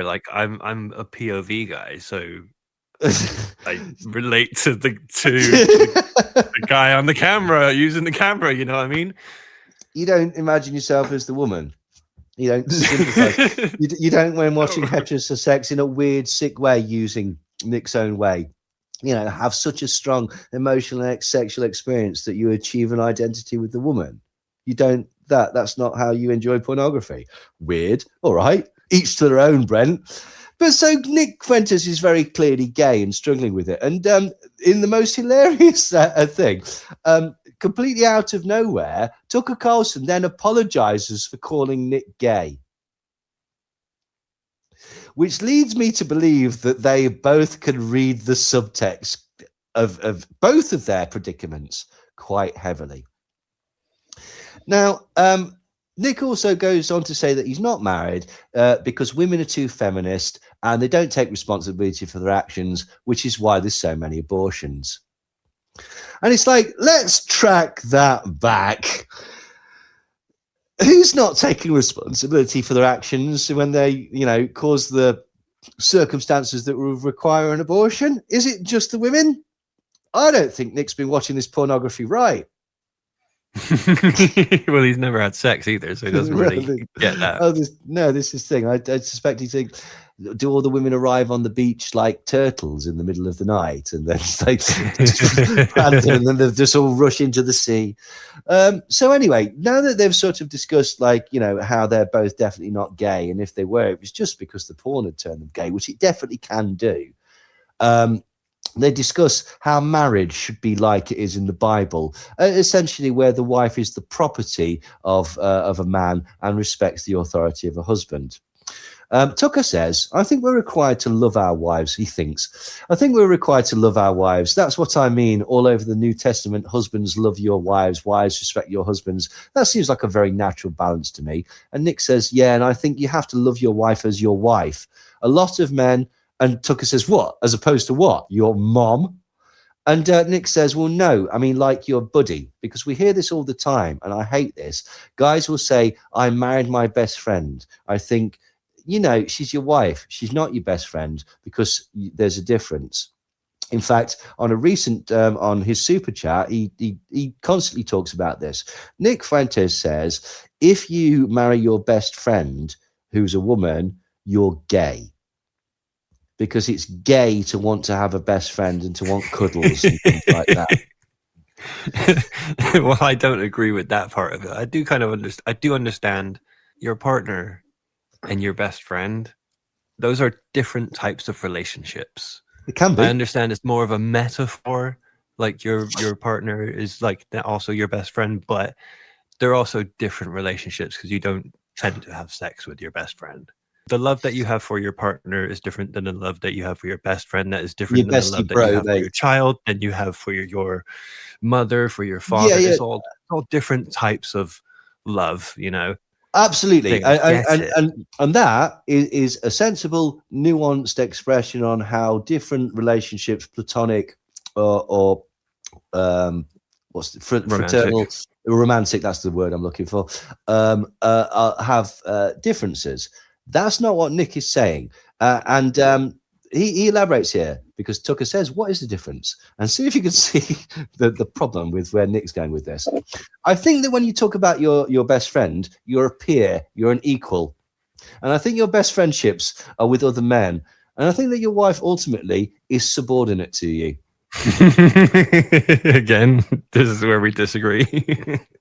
She can give you advice. It's not to say I'm not a freak where you just say, shut up, woman. I mean, of course, you discuss things with your wife and your wife gives input, but ultimately the authority rests with the man. And Tucker says, of course, God set up this kind of amazing system where men are physically stronger. So, of course, you could make your wife do whatever you wanted. You're bigger than she is. And Nick Francis says, right. But he also instilled in man this desire to please your wife. And that's a very natural thing. And you want your wife to be happy. And the whole happy wife, happy life thing is completely real. It's like you can't get away from that. It's not a choice. It's the biological reality that you live with, that you're born with. You want your wife to be happy, and if she's unhappy, you're unhappy to a much greater extent than vice versa, right? I think men care about their wives being happy much more than wives care about their husbands being happy, said Tucker Carlson. Who's been wrestling with the idea that porn can send you gay. Tucker Carlson feels that his wife doesn't make him as happy as he feels he makes his wife. But he has a theory again because he's a man of science, and he says, but I think that's compensation for their lack of physical power, which doesn't really make any sense. Anyway, so Nick finishes by giving his thoughts on what he would do about immigration. What would you do if you were if you were in charge? And Nick says, I think maybe this is controversial. Oh, all right. I think maybe this is controversial, but they have to crush the other side, because you can do one of two things. You cannot challenge the left and let them do their thing, or you can utterly confront them and defeat them and remove hope from the equation. If you resist, you'll be arrested. This is an insurrection. There's 10 million people here illegally. We're getting them out. You're rioting, you're going to go to jail. So if I were Trump, I would say, screw 200 National Guard. Arrest the actual mayor of Chicago, arrest the governor, shut it down, make it clear, like Washington, bring in the troops and say that the federal government is supreme. That's fascism. That's absolutely fascism. And it's against every single fiber of the conspiracy theory movement, the truther movement. Isn't it? But it's necessary now, apparently. This is the thing. I remember when fucking Alex Jones used to say that random police stops, breathalyzer tests were not to be tolerated, because that was indicative of a tyrannical new world order. Today, he's basically said that the ICE officer that's murdered that woman in Minnesota was justified in doing it, because he should comply with officers of the law. It's pathetic. It's absolutely pathetic. But here's the thing, right, Kate? And this is what we're talking about, because they're jumping for views, and they're in this weird arena where basically, did you notice that despite that being absolutely appalling, Nick wasn't actually that bad? By which I mean, he wasn't as overtly bigoted and as overtly racist, as he said a few despicable things, but he really toned it down for Tucker Carlson, because he knew that he was getting the bigger audience. And he actually got some backlash for that. People were saying that he was selling out.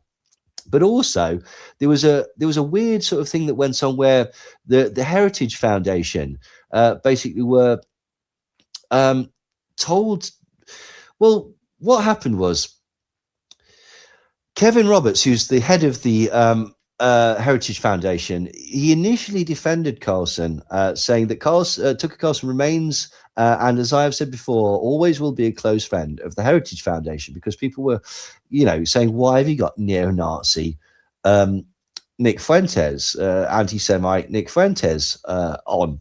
Avowed anti-Semite Nick Fuentes. Kevin Roberts, who's the president of the Heritage Foundation, initially posted a video defending Carlson and criticizing the venomous coalition attempting to cancel him.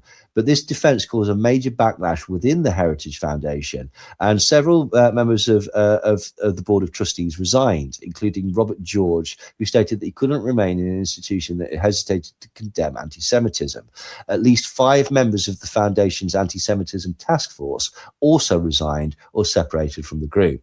Roberts later apologized to staff, saying he made a mistake and let down the institution, and then he blamed it on his secretary for writing the speech. However, he didn't really sort of go after Carlson anymore.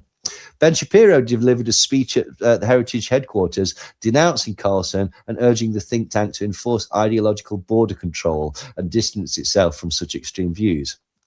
Shapiro accused Carlson of abandoning free market principles, rejecting constitutional governance, and advancing conspiracy theories that echo anti-Semitic tropes. Shapiro also criticized Carlson for repeatedly platforming figures such as Nick Fuentes, Darryl Cooper, and Alexander Dugan. There was even somebody else that started to notice this.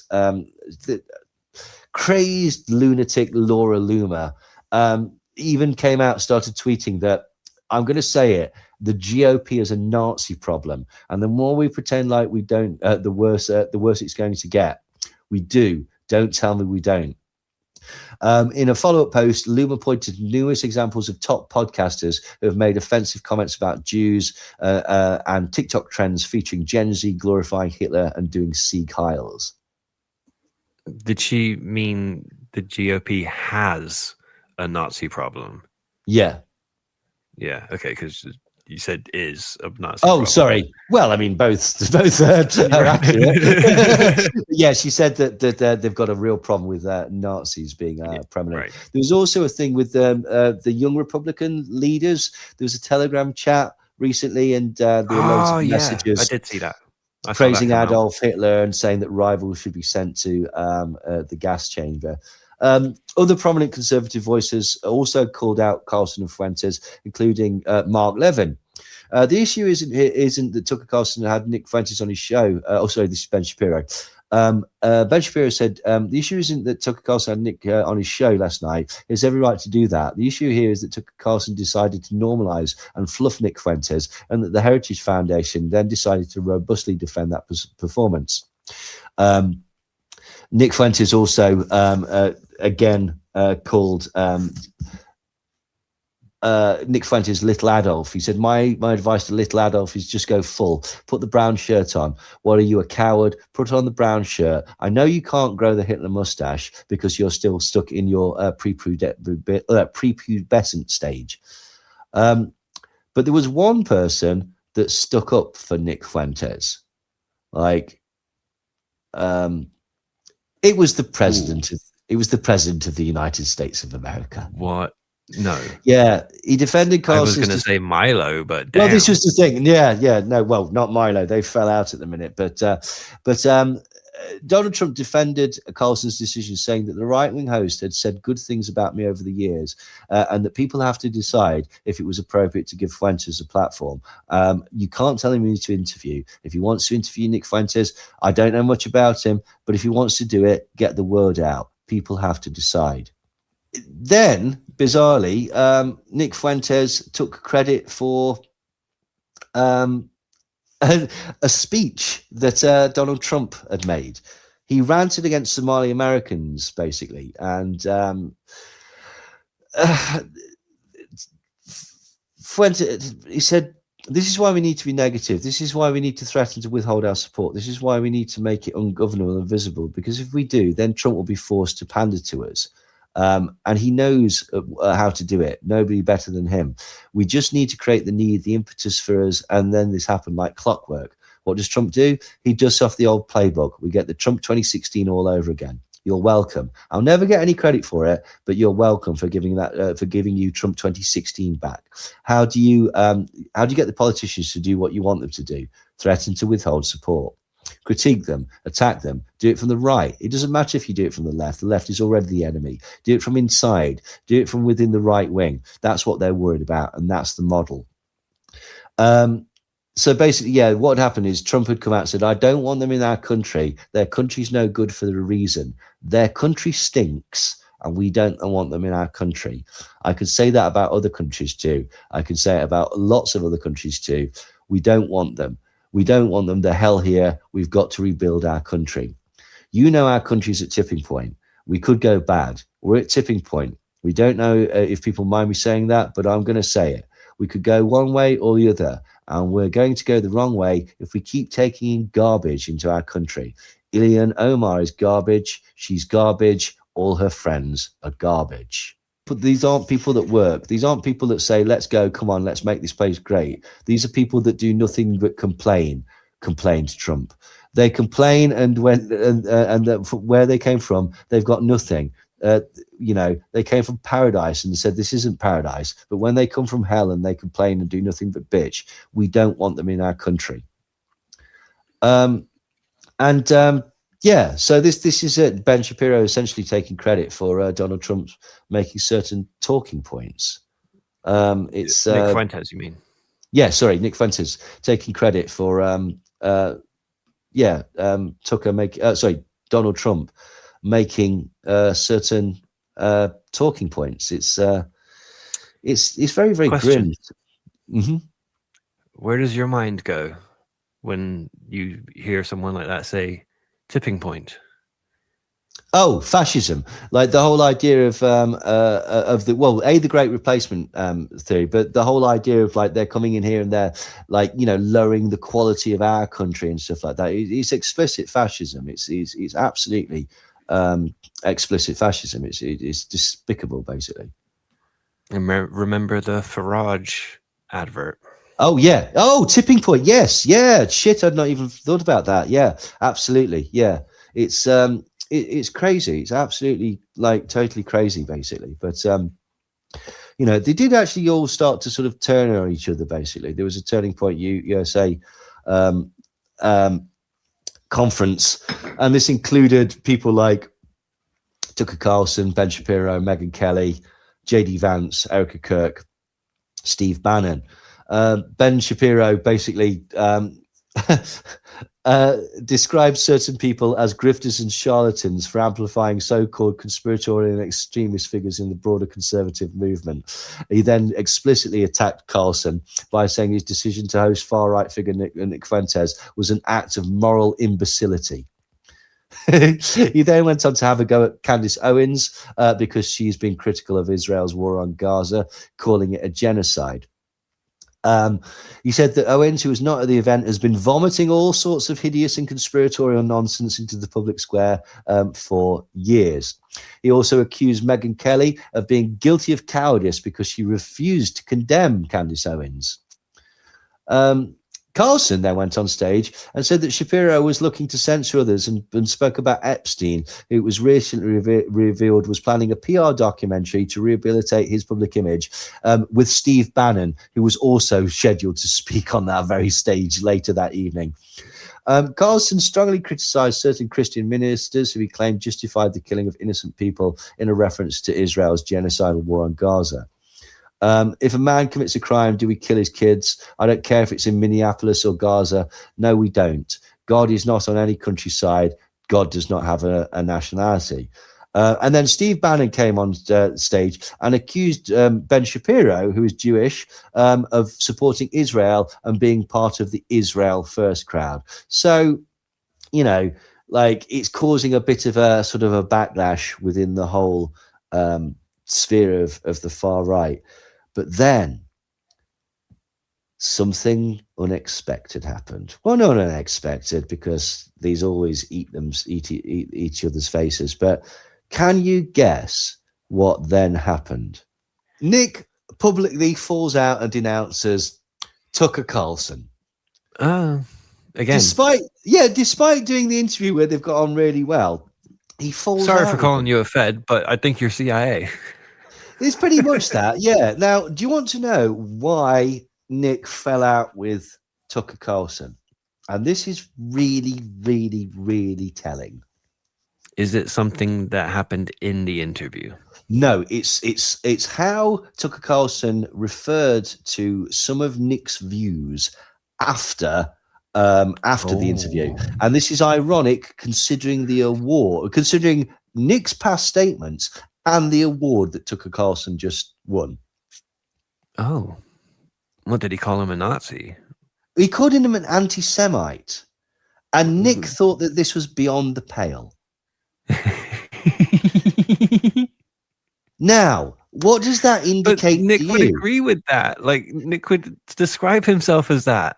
Normally, yeah. But why does it matter to him when Tucker Carlson says it? Even if he's not actually got a different audience. Fucking A.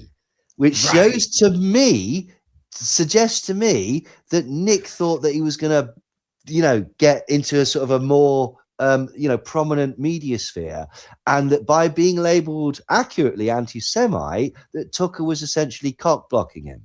Like that he was, stifling his attempts to become mainstream. We saw how carefully he couched his language throughout that whole interview. And then this is what happens. So Nick explodes, says, your dad's in the CIA. You go, oh, I didn't know that. Oh, really? Just stop with this crap. You can't even reason with a person like that because it's like talking to a police officer in interrogation. I've heard things about this guy since dinner. I want this guy to stay the fuck away from me. I don't know who he is, but I'll tell you one thing. He's not who he says he is. And if anything ever happens to me, whatever, take that to the bank. This guy is not who he says he is. You're weird, dude. Stay the fuck away from me. You're weird. You're weird. I'm weird in the sense that I'm eccentric. I have a weird personality. You're weird because I don't know what you are. You're like a lab-grown human being. At least I'm real. It's relatable because I'm real, flawed, filled with contradictions, certainly, but authentic. I don't know what to make of you. I don't know what the fuck you are. I don't think anybody knows what you are. He said, this is the full thing. Now that white people are starting to take our side, now that white people are getting up and saying, you know what, we don't want any more immigration, we don't want any more Indians, we don't want any more Haitians or Somalians, we don't want these people here, we don't need them. They're not making our country better, they're not like us at all, and we don't want them to be outnumbered by them. We certainly don't want to be ruled by them. We don't want our children ruled by them. And now people like Tucker get on stage and tell us to pump the brakes. Well, the worst thing that could happen is if white people played identity politics. I could think of a million things worse for this country than white people playing identity politics, starting with and including mass migration and another war for Israel. How about that? Identity politics is the one thing that will destroy the country. I could think of a billion things before white identity politics that are a problem. But this is the picture, which is that one group is willing to get on stage and defend their own people. One group is willing to get on stage and do what's best for themselves. For Shapiro to be calling everybody out, is that good for the Republican Party? No. Is that good for the turning point? No. Who is that good for? That is good for people that care about Israel. It's bold, it's audacious, it's polarizing, but it'll do it because it's who he defends. The white man gets up and makes these apologies, talks about double standards. I don't hate anyone. I'm not a Jew hater. I'm a really good guy.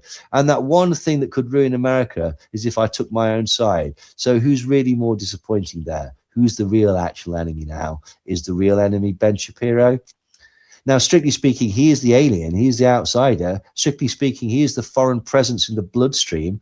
So by definition, Shapiro needs to be removed from Turning Point. Honestly, he should be removed from America.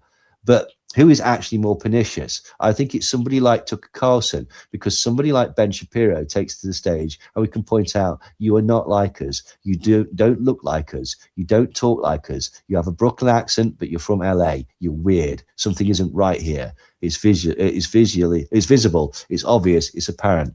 But somebody like Tucker gets up, looks like us, talks like us, blue-eyed, little striking, doesn't have much of a chin, looks like a thumb, but that's okay. Hair's swept back, Tucker's in okay. But he tells us, calm down, be complacent. He tells us, relax, it's not a big deal. Everybody just accept what is happening in the country. The only thing that will bring down the country is if we act too angrily, too forcefully. It's a tale of two speeches here. So Tucker gives his speech about ideological liberalism. Well, we're all just individuals. There are no groups. There are no peoples. There's no blood guilt. We don't hate anyone. And I invite the ADL to come to our side. You're a hypocrite if you don't. And identity politics is always evil. Oh, that's great.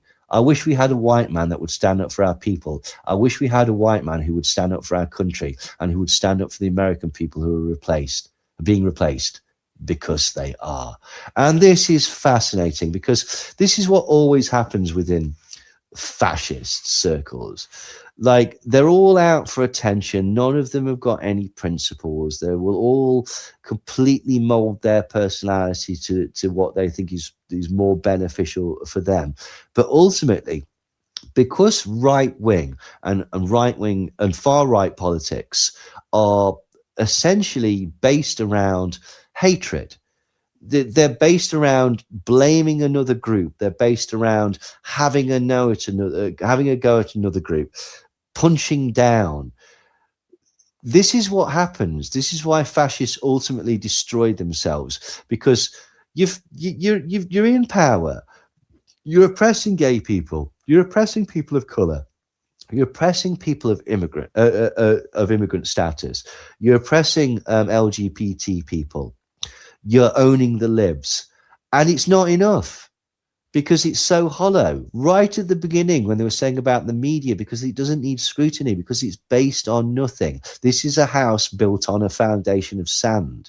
And because the only thing that they can do is hate, the only thing they can do is criticize, the only thing that they can do is rail against and blame other people, eventually, like this, and like we're going to show in the rest of this series, they just turn on each other and eat each other's faces. And personally, I'm all for that. We should probably call this Razzle Stack the Frazzle Drip.